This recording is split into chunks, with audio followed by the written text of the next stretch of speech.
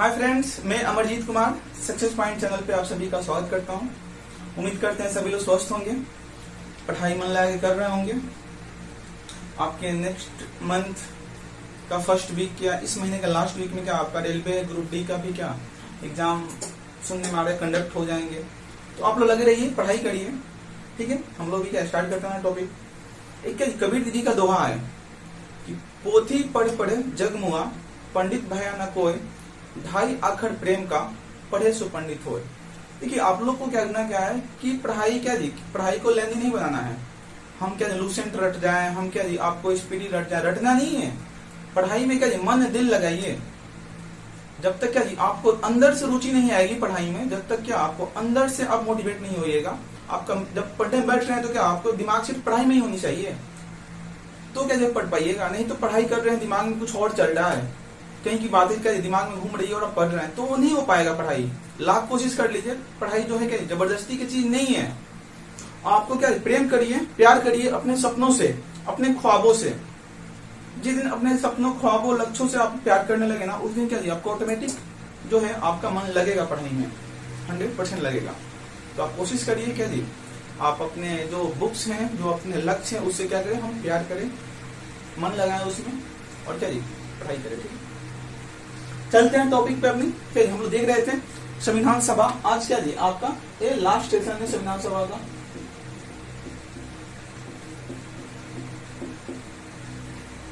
देखिए 24 जनवरी 1950 का ये डेट याद रखिएगा।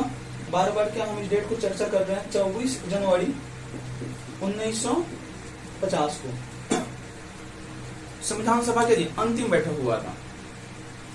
और इस अंतिम बैठक में क्या भारत का प्रथम राष्ट्रपति डॉक्टर राजेंद्र प्रसाद को निर्वाचित किया गया। जैसे ही क्या जी हम निर्वाचित सब बोलेगा जी, आप लोग के मन में बहुत सारे प्रश्न क्या जी आगे होंगे। तो उस समय निर्वाचित कैसे हो गया, उस समय तो क्या संसद था ही नहीं। तो जान लीजिए क्या जी संविधान सभा का दो कार्य थे। जो हमारा संविधान सभा था इसका दो कार्य थे। एक तो क्या जी संविधान का निर्माण करना, संविधान का निर्माण करना, और दूसरा काम क्या था आपका क्या थी, संसद के रूप में भी कार्य करते थी। जो संविधान सभा थी क्या थी, संसद के रूप में कार्य करती थी।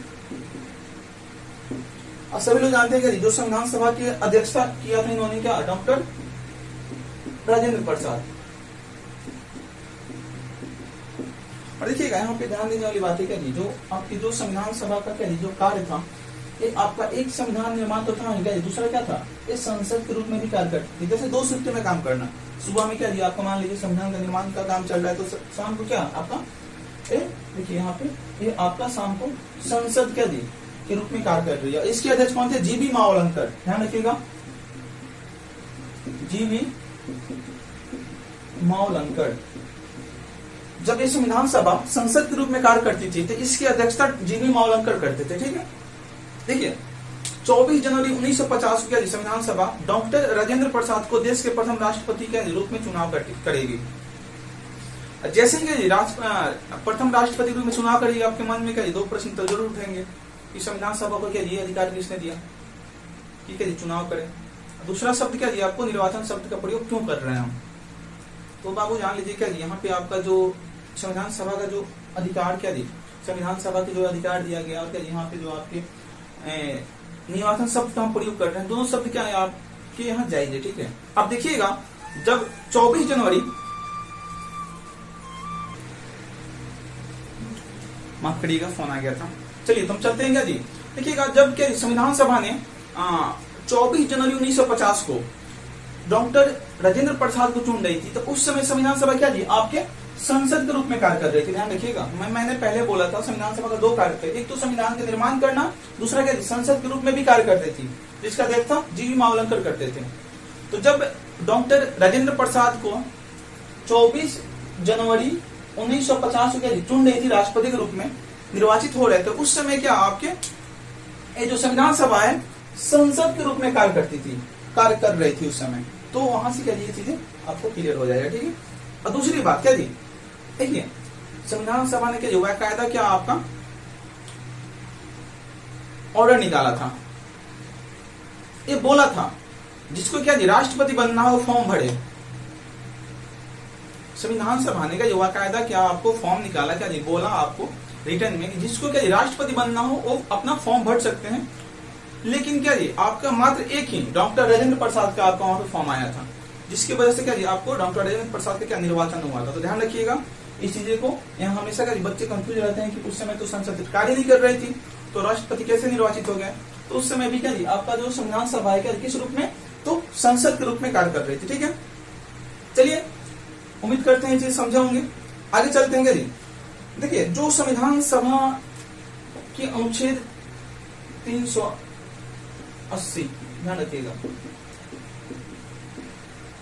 380, देखिएगा ये जो आपके अनुच्छेद है क्या 380, उस समय क्या अंतरिम राष्ट्रपति अस्थायी राष्ट्रपति का उल्लेख मिलता है इसमें। क्या यानी कि जब तक क्या दी आपकी नई व्यवस्था नहीं हो जाती है, जब तक संसद राज्यों की क्या आपके राज्यों के विधानसभा चुन नहीं जाते हैं, क्या चुनाव होकर आपके नहीं आते हैं संसद और विधानसभा में, तब तक क्या आपके ये जो होंगे क्या आपके 380 द्वारा क्या राष्ट्रपति अस्थायी रूप से कार्य करेंगे। तो ये आपको ध्यान रखिएगा, ये क्या जी आज के समय में इसको हटा दिया गया है, 380 अनुच्छेद को समाप्त कर दिया गया है। इसमें क्या था, तो राष्ट्रपति की अंतरिम व्यवस्थाएं थी, यानी अस्थायी रूप से राष्ट्रपति चुनना, जब तक नई व्यवस्थाएं लागू ना हो जाए देश में तब तक क्या आपके राष्ट्रपति बने रहेंगे। चलिए इस चीज को नोट करिए।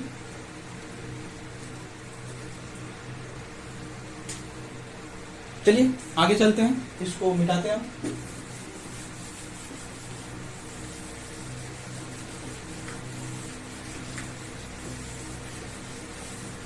चलिए देखिए जैसे कि पिछली वीडियो में आपने देखा, पिछले क्लासों में देखा आपने, क्या देखिए आपके अनुच्छेद 394 में क्या है, अनुच्छेद 394। तो क्या जी आपने देखा कि 16 अनुच्छेदों का इसमें लागू करने का आपका प्रावधान है। यानी क्या जी आपके जब संविधान को अंगीकृत किया गया उस समय क्या आपको अनुच्छेद 394 क्या जी के माध्यम से मात्र 16 अनुच्छेद लागू हुए थे। लेकिन आपके क्या मन में एक प्रश्न उठते होंगे, लेकिन बाकी के अनुच्छेद कब लागू हुए, कहाँ लिखा हुआ है।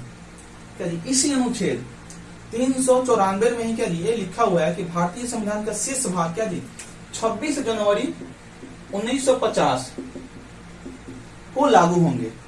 तो ध्यान रखिएगा क्या जी अनुच्छेद 394 में क्या जी इसका भी उल्लेख है कि बाकी जो क्या जी आपके अनुच्छेद बच जाते हैं जो 395 थे, ये सब अनुच्छेद कब होंगे, 26 जनवरी 1950 को क्या जी आपको लागू होंगे। ठीक है, चलिए देखिएगा यहाँ पे ध्यान दीजिएगा क्या जी आपको एक चीज है यहाँ पे है, देश आजाद कब होता है, यानी स्वतंत्र कब होता है, 15 अगस्त 1947 को। और क्या यहाँ पे देखिएगा आप हमारा जो संविधान है पूर्ण रूप से लागू कब होता है, 26 जनवरी 1950 को। देखिए देश आजाद होता है 15 अगस्त 1947 को, आपका संविधान पूर्ण रूप से लागू होता है 26 जनवरी 1950 को। तो देश की शासन व्यवस्था बीच में कैसे चली थी, आपके मन में प्रश्न होता है उस समय क्या कि 15 अगस्त को तो हमने क्या किया, स्वतंत्र हो गया, लगे गए अपन संविधान लिखने, लगे बनाने। तो बीच की जो शासन व्यवस्थाएं थी कैसे चली थी। देखिए ध्यान रखने वाली बात है क्या जी आपका एक यहाँ पे अधिनियम है, भारतीय स्वतंत्रता अधिनियम, भारतीय स्वतंत्रता अधिनियम 1947। देखिए भारतीय स्वतंत्रता अधिनियम 1947 में एक प्रावधान है कि क्या आपके देश की आजादी के बाद जब तक नया संविधान लागू नहीं हो जाता है तब तक क्या भारत का शासन व्यवस्था जो संचालित होगा वो भारत शासन अधिनियम, भारत शासन अधिनियम 1935 के द्वारा होगा। ठीक है, इसको ध्यान रखिएगा। दो क्या जी आपके यहाँ पे जो एक्ट है बहुत इंपॉर्टेंट है, भारतीय स्वतंत्रता अधिनियम 1947, जिसमें क्या जी साफ तौर पे लिखा गया है कि जब तक क्या जी हमारे भारत के लिए नई संविधान नई नीतियां लागू नहीं हो जाती तब तक क्या जी हम लोग जो भारत शासन अधिनियम 1935 था उसी के माध्यम से क्या करेंगे, हमारे देश का शासन व्यवस्था संचालित होगा। और बाद में क्या जब 26 जनवरी 1950 को लागू हो जाता है तो क्या जी ये दोनों अधिनियम क्या होते हैं, आपको हमारे क्या जी समाप्त कर दिए जाते हैं। तो इस चीज को ध्यान रखिएगा कि भारतीय संविधान की जो अंतिम अनुच्छेद है 395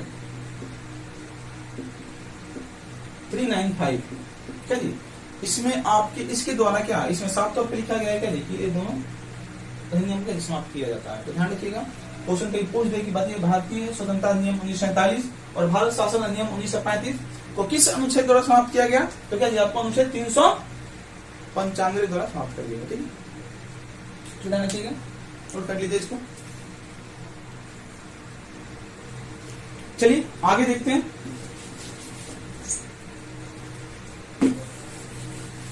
देखिए एक प्रश्न हमेशा क्या जी आपको पूछता है और कुछ गाइड में भी इस चीज को गलत मिसप्रिंट हुआ है और क्या जी बच्चे भी इसकी जो अवधारणाएं हैं मन में क्या गलत पाल रखे हैं कि आपके संविधान सभा की हिंदुओं का संस्था किसने कहा था।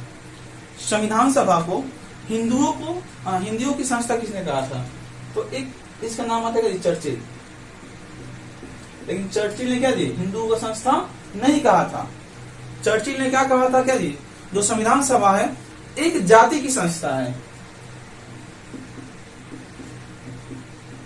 एक जाति की संस्था है। तो इसको ध्यान रखिएगा क्या जी, एक क्वेश्चन आपके जो है कि हिंदुओं का संस्था किसने कहा था, तो क्या जी आपको चर्चिल ने नहीं कहा था, तो कहा किसने था। देखिए तो याद करिए 1919 का जो क्या जी अधिनियम बना था उस एक्ट में क्या जी लास्ट लाइन लिखी हुई थी क्या कि 1919 अधिनियम कितना सफल हुआ इसकी समीक्षा करने के लिए क्या जी एक आयोग का गठन करेंगे। यानी जो आपका 1919 का एक्ट था क्या जी इसकी समीक्षा करने के लिए इसमें लास्ट लाइन में लिखा हुआ था क्या जी एक आयोग का गठन किया जाएगा। और क्या जी 1927 में इस आयोग की क्या जी इस एक्ट की समीक्षा के लिए एक आपका आयोग बनता है जिसे हम लोग क्या बोलते हैं साइमन कमीशन, साइमन आयोग। 1919 के एक्ट के समीक्षा के लिए क्या जी आपको 1927 में क्या बनता है साइमन आयोग बनता है और इसके अध्यक्ष कौन थे जी आपको लॉर्ड साइमन। ध्यान रखिएगा इसके अध्यक्ष थे लॉर्ड साइमन और यही साइमन ने क्या जी बोला था कि जो संविधान सभा है क्या है हिंदुओं की संस्था है। तो यहाँ से अच्छा प्रश्न बन सकता है आपका, इसको बहुत ध्यान रखिएगा। ठीक है, संविधान सभा को हिंदुओं की संस्था किसने कहा था, तो आपको लॉर्ड साइमन ने कहा था। और क्या जी एक जाति की संस्था किसने कहा था, तो आपके चर्चिल ने कहा था। ठीक है, आई होप कि आप समझे होंगे इस चीज को, आप नोट करिए, स्क्रीनशॉट लीजिए। चलिए तो हम लोग आगे चलते हैं, ध्यान देते हैं क्या जी। ठीक है, अब यहाँ पे हम जब बात करेंगे 24 जनवरी 1950 की संविधान सभा की अंतिम बैठक चल रही थी, तो यहाँ पे जो कुछ चीजें हैं क्या जी आपको याद रखना है। संविधान सभा के जो अध्यक्ष थे क्या जी डॉक्टर राजेंद्र प्रसाद, क्या कहा, देखिए जब संविधान सभा की अंतिम बैठक चल रही थी तो उस समय क्या जी संविधान सभा के बहुत सारे मेंबर डॉक्टर राजेंद्र प्रसाद की प्रशंसा कर रहे थे। उनकी ये जो भी योगदान था उनके उनको रेखांकित कर रहे थे। लेकिन जब खुद की बारी आई राजेंद्र प्रसाद की, जब उनको बोलना था तो क्या जी जो वो बोला आपको क्या याद रखना है। डॉक्टर राजेंद्र प्रसाद ने क्या जी बोला, मैंने संविधान सभा के रूप में अगर कोई भी एक अच्छा कार्य किया है तो वो अच्छा कार्य क्या जी 29 अगस्त 1947, आप तो सभी लोग इस डेट से वाकिफ हैं, हम इसको पिछले वीडियो में पढ़ा चुके हैं। ठीक है जी कि आपके 29 अगस्त 1947 क्या होती है प्रारूप समिति की क्या जी गठन, प्रारूप समिति का गठन होता है किसकी अध्यक्षता में, तो आपके भीमराव अंबेडकर की अध्यक्षता में। तो डॉक्टर राजेंद्र प्रसाद ने क्या जी आपके ये जो एक अच्छा कार्य के रूप में क्या जी इसको इंगित किया है, किसको लेके, अंबेडकर को लेके। क्योंकि अंबेडकर क्या जी बहुत पहले आप लोग मालूम होगा जब जैसे कुलना क्या जी आपके बांग्लादेश में जाता है, पूर्वी पाकिस्तान में कटता है, तो उस समय क्या होता है आपका इनका सीट खाली हो जाता है क्या जी, आपके संविधान सभा में क्या होते हैं सदस्य नहीं रह पाते हैं। लेकिन फिर इनको क्या जी लाया जाता है और क्या आपके प्रारूप समिति का अध्यक्षता, प्रारूप समिति गठन के लिए इनकी अध्यक्षता की जाती है। तो एक अच्छा कार्य क्या था आपका एक करना, आपका डॉक्टर राजेंद्र प्रसाद ने क्या जी इसको इंगित किया है।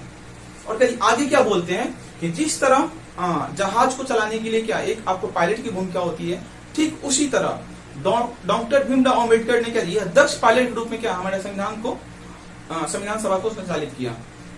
यानी यहाँ से कभी क्वेश्चन पूछ सकता है। बताइए, दक्ष पायलट की संज्ञा डॉक्टर भीमराव अम्बेडकर किसने दिया था? तो डॉक्टर राजेंद्र प्रसाद ने दिया था। इसको ध्यान रखिएगा, ठीक है। यानी क्या, डॉक्टर राजेंद्र प्रसाद जब बारी आई तो उन्होंने क्या कहा, आपके भीमराव अम्बेडकर को लेके बहुत सारी चीजें क्या यहाँ पे टेक्निक है, जिसमें आपके मुख्य रूप से जो बातें शामिल थी, ठीक है। ध्यान रखिएगा इस चीज को, ठीक है। आगे देखिएगा, जो केबी राव थे क्या जी, केबी राव ने तो यहाँ तक क्या जी इन्हें बोल दिया संविधान सभा का ये क्या है, जननी है, यानी माता और पिता दोनों हैं, फादर और क्या जी मदर दोनों हैं। आप लोग अभी तक क्या सुने होंगे कि भूगोल के पिता कौन है, बायोलॉजी के पिता कौन है, रसायन के पिता कौन है, बट इन्होंने क्या जी, जो आपका केबी राव जो संविधान सभा के मेंबर थे, इन्होंने क्या बोल दिया, डॉक्टर अंबेडकर को क्या जी संविधान सभा के जननी है। जनक तो है ही, क्या जननी भी है। तो इस चीज को आप ध्यान रखिएगा, क्या जी आपकी एग्जाम के व्यू से इंपॉर्टेंट है प्रश्न। चलिए देखिए, अब जो डॉक्टर अंबेडकर की जो विचारधाराएं थी, इसको देखेंगे क्या हम लोग। डॉक्टर अंबेडकर द्वारा क्या छुआछूत मंदिरों में क्या प्रवेश को लेकर जन आंदोलन चलाया गया, क्योंकि उस समय टाइम क्या जी बहुत सारे आपके जो शोषित पिछड़े दलित वर्ग गरीब जो लोग थे क्या जी, उन्हें मंदिरों में जाने की क्या उतनी छूट नहीं थी। उस समय क्या छुआछूत की अवधारणा थी, जो हम आगे उनसे 17 में पढ़ेंगे, अस्पृश्यता। तो उसको लेकर क्या जी आपको भीमराव अम्बेडकर ने क्या किया, आपको जन आंदोलन चलाया। देखिए, डॉक्टर भीमराव अम्बेडकर ने हिंदुओं की व्यवस्था में जो भी क्या जी कमी थी उसे संकेत करते हैं, और क्या जी आपके मनुस्मृति जो थी उसकी कटु आलोचना करते हैं। क्योंकि हम लोग में मालूम है जो मनुस्मृति क्या है, आपके हिंदुओं की धार्मिक कानूनी ग्रंथ है। उस समय जो आपकी संचालित होती थी हमारी व्यवस्थाएं, वो क्या कहीं ना कहीं मनुस्मृति से क्या थी, आपको प्रेरित थी। यानी उसमें क्या बहुत सारी चीजें थी जो हमें समाज को आगे बढ़ने से रोक सकती थी, जिसका क्या खुल के आपकी आलोचना किया भीमराव अम्बेडकर ने। लेकिन आज जो भारत की व्यवस्था है, डॉक्टर अम्बेडकर द्वारा बनाई गई व्यवस्था है, जो आज की व्यवस्थाएं हैं क्या जी, इस व्यवस्था का सबसे बड़ा जो श्रेय जाता है डॉक्टर भीमराव अम्बेडकर हो जाता है क्या जी। इसी वजह से डॉक्टर अम्बेडकर को क्या जी भारत का मनु कहा जाता है। याद रखिएगा, क्वेश्चन पूछता है, बताइए भारत का मनु किसे कहा जाता है, भारत का आधुनिक मनु किसे कहा जाता है, तो क्या जी आपको भीमराव अम्बेडकर की। क्योंकि आप जानते हैं कि मनुस्मृति जो थी, जो हिंदुओं की धार्मिक ग्रंथ थी, इसकी रचना कौन किया था, मनु ने किया था। तो मनु की संज्ञा क्या जी हमें डॉक्टर अंबेडकर से मिलती है, क्योंकि उस समय की क्या जी आपकी जो धार्मिक कानून था वो मनु के द्वारा संचालित था। जो आज का व्यवस्थाएं है, डॉक्टर क्या जी अंबेडकर ने इस व्यवस्था को क्या जी बनाया है। तो इसलिए हम लोग का आधुनिक भारत का मनु डॉक्टर भीमराव अम्बेडकर कहते हैं। आई होप कि आप वीडियो समझे होंगे। चलिए, तो यहाँ पे संविधान सभा का जो महत्वपूर्ण चीजें था खत्म हो गया। आगे हम देखेंगे क्वेश्चन और लेके आएंगे, जो भी प्रश्न इससे बनेंगे क्या जी उसको हम देखेंगे। तो आप लोग से एक गुजारिश है कि आप किसी चीज को पढ़िए, और क्या नेक्स्ट वीडियो में आप जुड़िएगा तो क्या जी वहां पर हम लोग प्रश्न करेंगे, जो भी यहाँ से प्रश्न बनेंगे क्या जी करेंगे, और क्या जी आपको उसको जवाब देना है, फिर क्या जी हम उसको बताएंगे। तो चलते हैं, गुड नाइट, जय हिंद दोस्तों।